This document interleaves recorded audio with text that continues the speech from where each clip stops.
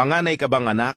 Ayon sa pag-aaral na, ang panganay na anak raw sa buhay ng isang ina ay isang napaka-espesyal dahil dito niya unang naranasan ang hirap at saya sa buhay. Sa panganay na anak, una niya ring naranasan ang magmahal ng sobra. Itag mo nga ito sa mga panganay na anak.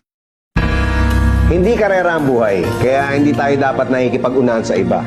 Kung lagi nating ikukumpara yung mga sarili natin sa mga taong nakakalamang sa atin, hindi tayo magiging masaya.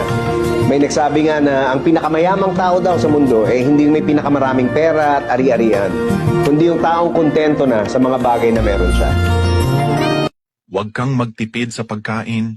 Magtipid ka na sa lahat, wag lang sa pagkain. Bakit? Dahil pagkain lang ang nagbibigay sa'yo ng lakas para harapin ang bawat araw. Minsan, nakakatawa para sa iba kung bakit pagkain ang inuuna ng isang tao.